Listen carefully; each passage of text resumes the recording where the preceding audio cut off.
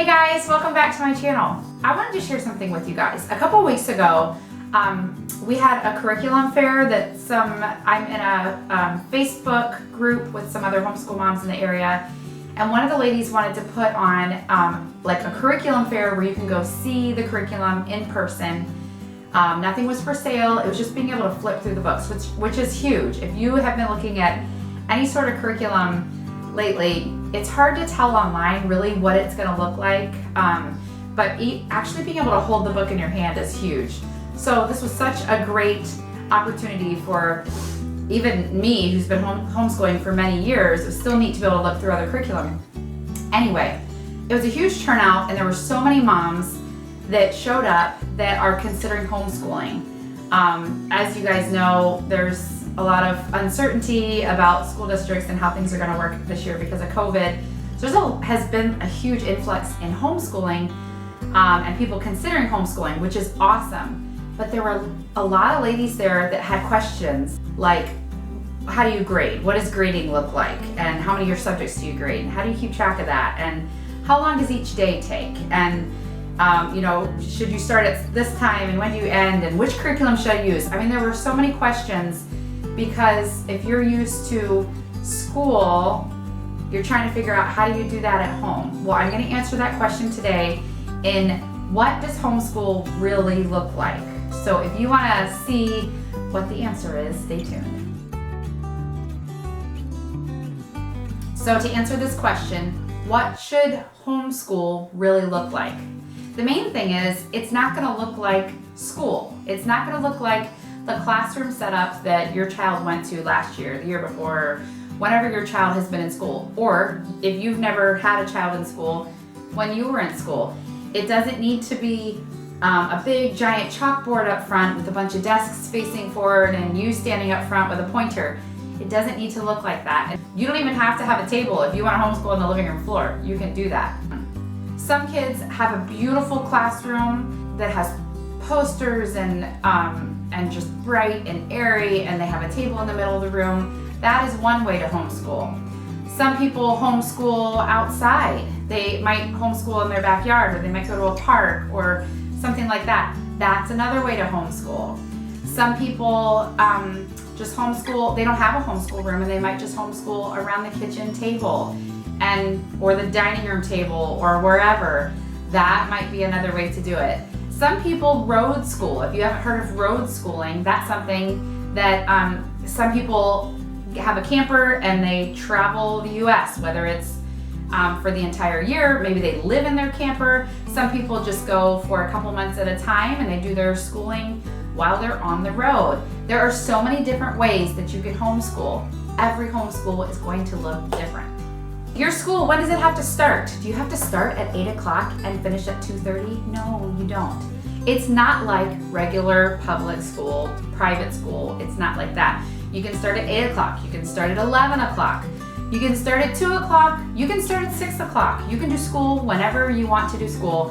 Whatever works for your family and your schedule, you can do school whenever it fits. So as long as you're getting your schooling done and you're getting the things covered that need to get covered, you're fine.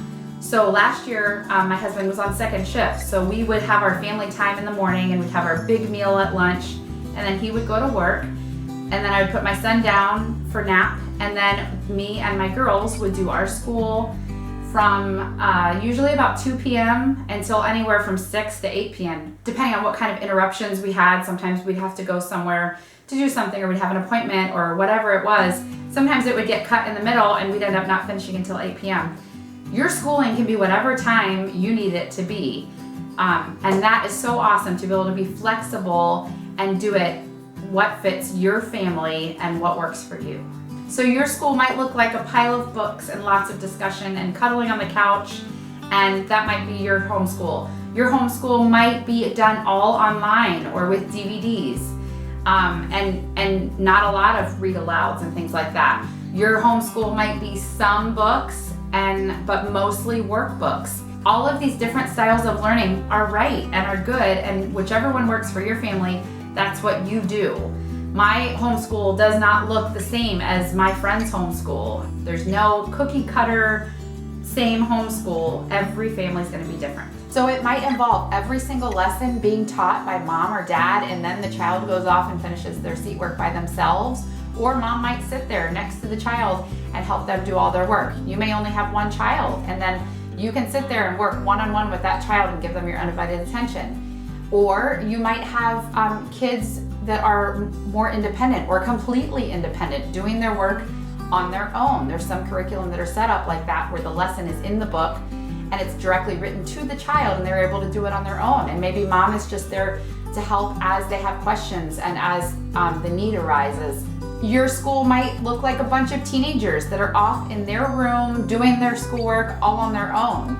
You may be in that stage of life where they're really working independently and learning independently, and that is the beauty of homeschooling. When your child is able to learn things completely on their own, it's amazing, because that's the goal of homeschooling and teaching your child to learn how to learn and discover things on their own. You don't want to have to spoon feed them for their entire growing up years, because then when they get into college and adulthood, they're not going to be able to learn on their own. So that is really the goal, is teaching them how to learn. There's also might be, if you don't have teenagers, you might have a bunch of little kids that are sitting around the table waiting their turn because everyone needs mom's help.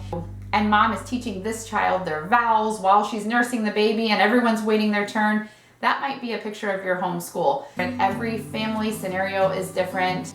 You may pick one homeschool curriculum that you love and you use all the way throughout your homeschool, from kindergarten all the way up to high school, or whenever you might be pulling your child out of school in, say, 3rd grade or 4th grade or something like that. You might find a curriculum you love and you decide to stick with it until they graduate, and that's great.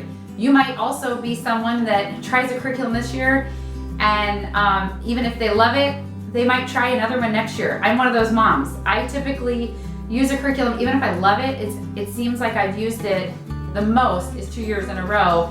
And then I try something new, because there's so many amazing curriculum out there that is available to homeschoolers. To me, it almost seems like a shame not to try them all out. And there's nothing wrong with switching curriculum. So you might be someone that wants to stick with what they know is good, and that is fine. Or you might want to just try new things. And another thing, if you are partway through the year and your child hits a brick wall with something, you might want to switch, and you can switch halfway through the year. This happened to me a couple years ago. We were doing a math that had been so good for 2 years. It was so good and my daughter was thriving in it. And then we were on our 3rd year of using this curriculum, and we were halfway through the year and she just hit a brick wall. And there were tears every day. It was not working. And I thought, I can't switch curriculums. It's December. What do I do? You can. And I figured that out. And I ordered something else. And we started in January, this brand new curriculum. And I had to just mentally tell myself, that's okay. Because you know what? She started doing great in math. She needed a different math. And it was just the stage of life that she was in. That math wasn't working for her. And so we stopped it. Don't keep doing something that's not working. You can switch. It's fine to switch. You don't want to probably switch curriculum every month. That might be a little crazy. But there's nothing wrong with trying new curriculum every year or every couple years, or if you get stuck, switch halfway through the year. That is totally fine. So you may be a homeschool that has projects and crafts and glitter and glue every single day. That might be your family. That might be how your kids learn, and how you teach is through hands-on activities. You might be a family that has science fair level science projects that you do once or twice a week, and with volcanoes and all these things that actually really work, and that's amazing. Or you might be a family that does book work and you may not do anything hands-on. If you're a mom that hates glitter, or you hate glue or Play-Doh, or you don't want to do the science projects, and your kids don't need that to learn, you don't have to do it. Or you might have little kids and they need that hands-on and enjoy that kind of thing, where other people might have junior hires or high school and they're not maybe as much into the glitter and glue and Play-Doh and projects and different things. Every homeschool is going to look different, and that is totally fine. You don't have to have these elaborate science projects or these elaborate paintings and things hanging all over your wall. It might be good to scatter some of those things in here and there, but you don't have to be that mom that does everything. If that's not how, if you don't like that and that's not what your child needs to learn, you don't have to do it. Like I have said many, many times in this video, every homeschool is different. Every homeschool experience is going to be unique. They're all going to look different. Don't compare your homeschool to the lady on Pinterest homeschool or the person that posts something on that Facebook post that has this beautiful schoolroom that looks like it should be in a magazine. Try really hard not to compare yourself to that, to anybody else, or don't compare your child, their level in some subject, to the other child that's the same age that may just thrive in a certain subject that your child struggles in. Try really hard to get off that comparison boat, because it's dangerous. It can be dangerous for you and for your children to make this expectation that no one can really, that you're not gonna be able to live up to. It's one of the most amazing things about homeschool is that you can tailor your homeschool to fit your unique family. We're all different, we all look different, we all think different, we all learn different, and you can make your homeschool whatever you need it to be. And that's just the beauty of homeschooling. It's amazing that even in your own family, your homeschool might change year to year. You might you might be a super crafty mom with second grade and a kindergartner. But when you get up to 6th and 7th grade, you guys might not do that anymore. So even as a family, you may change, and that is fine. So as long as you are pouring your heart into your kids and you are giving them your all, and one of my tips that I shared on another video that I'm gonna link in the comments, if you haven't seen it yet, you should watch it. It's on my top 10 tips for homeschooling. One of the major ones is pray.